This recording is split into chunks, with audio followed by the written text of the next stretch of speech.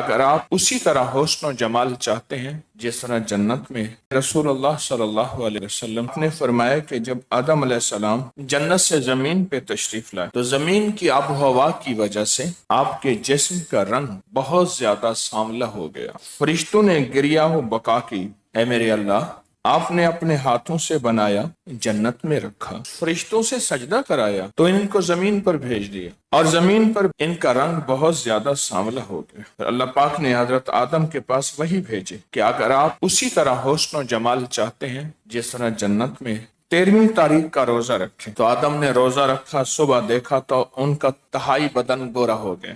وہی بھیجی 14ویں کا روزہ رکھیں، تو انہوں نے 14ویں کو روزہ رکھا تو ان کا 2/3 بدن گورا ہو گیا۔ پھر اللہ نے وہی بھیجی، جب 15ویں کا روزہ رکھا تو ان کا سارا بدن گورا ہو گیا۔ اسے ایام 20 کہتے ہیں، اور یہ روایت بیان کی ہے غنیۃ الطالبین میں حضرت پیران پیر شیخ عبد القادر جیلانی رحمۃ اللہ علیہ۔